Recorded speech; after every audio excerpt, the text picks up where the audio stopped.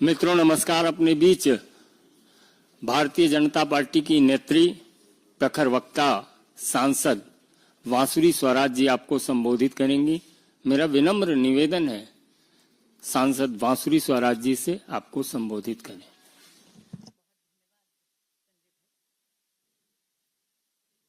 बहुत धन्यवाद संजय भाई। आदरणीय संजय मोयुक जी और यहाँ उपस्थित मीडिया के सभी बंधुगण, आज शराब घोटाले के किंग पिन माननीय दिल्ली के मुख्यमंत्री अरविंद केजरीवाल जी को सुप्रीम कोर्ट ने बेल दी है। ये बेल इसलिए दी गई क्योंकि कोर्ट ने पाया कि ट्रायल में डिले हो सकती है। लेकिन अगर आप देखेंगे तो आज आम आदमी पार्टी के वर्कर्स और आम आदमी पार्टी के नेता भ्रष्टाचार का जश्न मना रहे हैं। आपके माध्यम से कुछ बातें हैं जिनको लेकर आम आदमी पार्टी जनता को और मीडिया को भ्रमित कर रही है, इसलिए आपके माध्यम से इन बातों का स्पष्टीकरण यहां पर बैठकर जरूर करना चाहूंगी।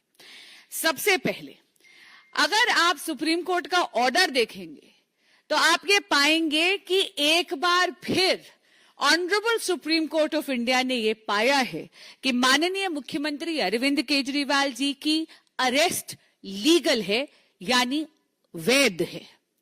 आपको ध्यान होगा अरविंद केजरीवाल जी ने जो अर्जी लगाई थी ऑनरेबल सुप्रीम कोर्ट के सामने, उसमें दो मांगे थी। पहली ये कि उनकी अरेस्ट लीगल है या इलीगल है, इस पे एडजुडिकेट हो। दूसरी मांग उनकी थी बेल की। इसलिए यहां पर मैं स्पष्ट करना चाहूंगी कि ये तीसरी चौथी बार है जब इस देश की कचहरियों ने यह पाया है कि माननीय मुख्यमंत्री अरविंद केजरीवाल की अरेस्ट लीगल है। ट्रायल कोर्ट, हाई कोर्ट और सुप्रीम कोर्ट। सुप्रीम कोर्ट ने पहले ईडी के केस में भी यह पाया था और पुनः आज सीबीआई के केस में भी उन्होंने पाया है, और मैं कोट करती हूं पैराग्राफ 36 से, the appellant's arrest does not suffer with any procedural infirmity, यानी उनकी अरेस्ट लीगल हुए।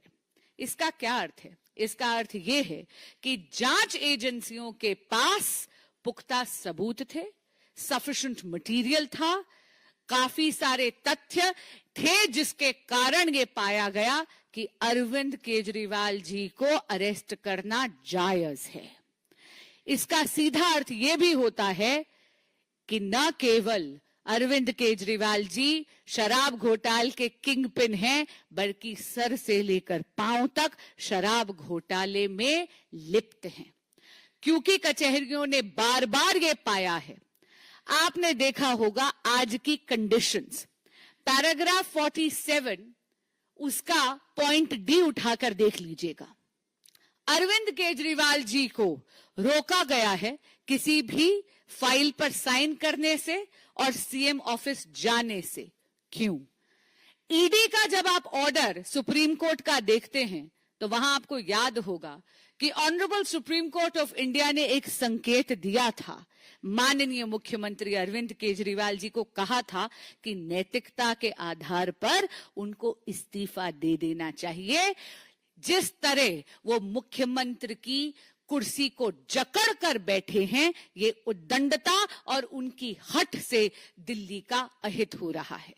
लेकिन माननीय मुख्यमंत्री अरविंद केजरीवाल जी ने सुप्रीम कोर्ट के इस संकेत को समझा नहीं, क्योंकि सत्ता के मोह में वो इतने ज्यादा मदमस्त हैं। और इसीलिए एक बार फिर सुप्रीम कोर्ट ने आज चाहे बेल दी हुई, लेकिन क्योंकि उन्होंने ये पाया है कि अरविंद केजरीवाल जी लिप्त हैं इस शराब घोटाले में, इसीलिए उनको ना तो सीएम के ऑफिस जाने के योग्य समझा गया है, ना किसी फाइल पे साइन करने के योग्य समझा गया है। यानी माननीय मुख्यमंत्री अरविंद केजरीवाल जी एक बेपरवाह सरकार के एक लापरवाह मुख्यमंत्री हैं। धन्यवाद।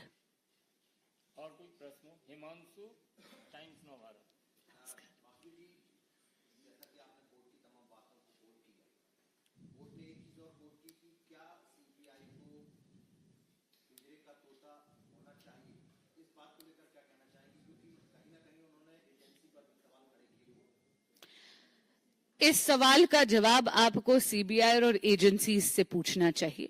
इतना जरूर कहूंगी कि ये जो व्यू दूसरे जज का था उस पर मैं किसी प्रकार की टिप्पणी नहीं दे सकती। हां, इतना जरूर कहूंगी कि जो फाइनल ऑर्डर आया है उसमें ईडी का जो पहले ऑर्डर था उसको बेस बनाया गया, और इन दोनों, चाहे सीबीआई वाला आज ऑर्डर हो, चाहे पहले 10 मई का ऑर्डर जो ऑनरेबल सुप्रीम कोर्ट ने पारित करा है, दोनों ही ऑर्डर्स में बहुत कैटेगोरिक फाइंडिंग है कि माननीय मुख्यमंत्री अरविंद केजरीवाल जी की अरेस्ट लीगल है, इन्वेस्टिगेटिंग एजेंसीज के पास सफिशिएंट मटेरियल है, तभी ये अरेस्ट लीगल मानी गई है। और इसके चलते माननीय मुख्यमंत्री अरविंद केजरीवाल जी को इस योग्य नहीं समझा गया है कि या तो वो सीएम ऑफिस जाएं या वो किसी भी प्रकार की फाइल पे साइन करे, क्योंकि वो सर से पांव तक शराब घोटाले के भ्रष्टाचार में डूबे हुए हैं। धन्यवाद। Aishwarya Paliwal, India today.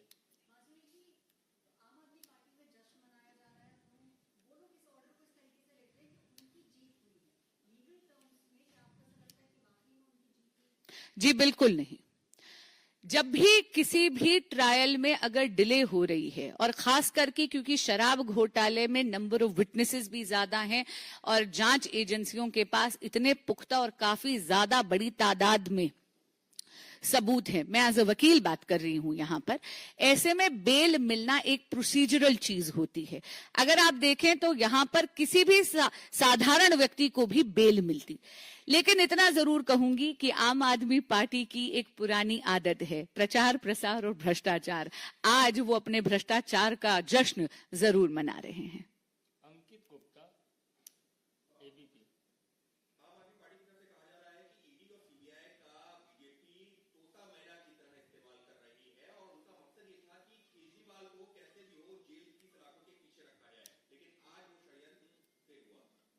आम आदमी पार्टी की एक बड़ी पुरानी आदत है, वो जो उनका मन चाहते हैं वैसा अजीब सा दुराभासी बयान जरूर देते हैं।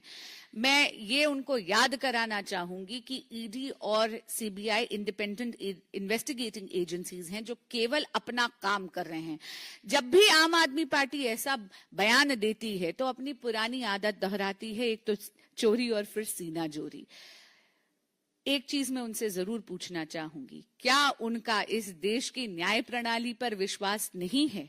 अगर है तो उनको कभी भूलना नहीं चाहिए कि ट्रायल कोर्ट हो, हाई कोर्ट हो या फिर ऑनरेबल सुप्रीम कोर्ट हो, ये आज दूसरी बार honourable Supreme Court of India ने ये कहा है कि माननीय मुख्यमंत्री अरविंद केजरीवाल जी की अरेस्ट लीगल है, इन्वेस्टिगेटिंग एजेंसीज के पास सफिशिएंट मटेरियल होता है, तभी कोर्ट कचहरी ये ऑर्डर करती है कि आपकी अरेस्ट जायज है, वैध है। और इसका अर्थ ये है कि माननीय मुख्यमंत्री अरविंद केजरीवाल जी इस स्कैम में सर से पांव तक डूबे हुए हैं।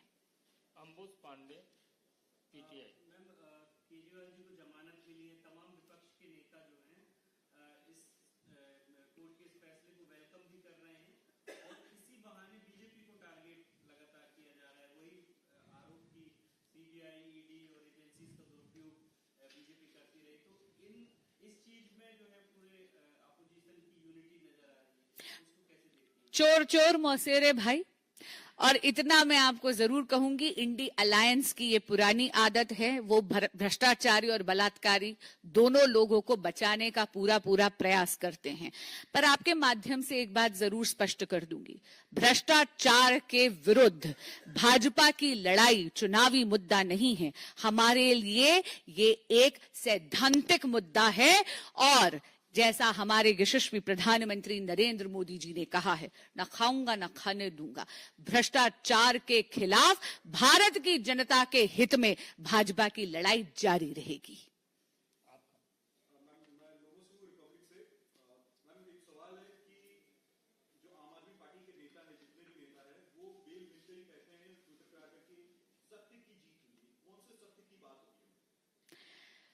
देखिए, ऐसा है, आज शराब घोटाले के किंग पिन माननीय मुख्यमंत्री अरविंद केजरीवाल जी को बेल दी गई है as a matter of procedure, और वो भी इसलिए क्योंकि ट्रायल में डिले हो रहा था।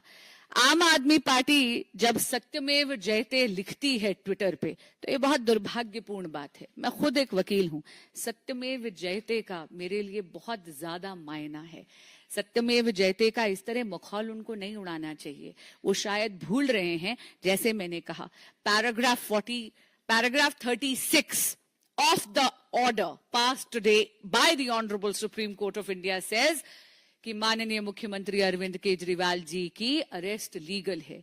ये तीसरी या चौथी बार इस देश की कचहरियों ने पाया है कि इन्वेस्टिगेटिंग एजेंसीज के पास इतने पुख्ता सबूत हैं कि वाकई में अरविंद केजरीवाल जी शराब घोटाले में किंग पिन हैं और इसीलिए उनकी अरेस्ट को लीगल पाते हुए उन्हें इस योग्य नहीं समझा गया कि वो मुख्यमंत्री का कार्यभार संभाल सके। ना उनको मुख्यमंत्री के कार्यालय जाने की अनुमति है, ना उन्हें किसी फाइल पे साइन करने की अनुमति है। तो बताइए किस प्रकार का सत्यमेव जयते। विनीत टीवी 18। मैम, आप लोग एलजी के पास गई थी क्योंकि अरविंद केजरीवाल जेल में थे और काम नहीं कर पा रहे थे। अब वो जेल से बाहर आ गए हैं, लेकिन वो कार्यालय नहीं जा सकते हैं, अपने फाइल पे साइन नहीं कर सकते हैं। तो क्या आप फिर से उनकी बर्खास्तगी की और या इस्तीफे की मांग करेंगे? हम माननीय उपराज्यपाल जी के पास इसलिए नहीं गए थे क्योंकि माननीय मुख्यमंत्री अरविंद केजरीवाल जी जेल में थे और इसलिए काम नहीं कर पा रहे थे। हम माननीय उपराज्यपाल जी के पास इसलिए गए थे क्योंकि यहाँ पर 1 दशक से माननीय मुख्यमंत्री अरविंद केजरीवाल जी मुख्यमंत्री पद पर आसीन हैं और 177 दिन ही वो जेल में थे। उससे पहले तो वो आजाद घूम रहे थे, लेकिन दिल्ली में उन्होंने कोई काम नहीं करा।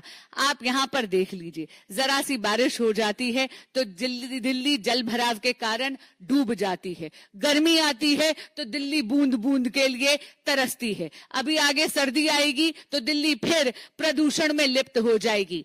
1 दशक से यहाँ पर शासन भोगा पर दिल्ली की जनता के लिए कोई काम नहीं करा। पूरा का पूरा दिल्ली का इंफ्रास्ट्रक्चर जर्जरा रहा है माननीय मुख्यमंत्री अरविंद केजरीवाल जी की भ्रष्ट सरकार के कारण। इसलिए जाकर हम 7 एमपीज को दरखास्त करनी पड़ी थी माननीय उपराज्यपाल जी को। अमर उजाला से।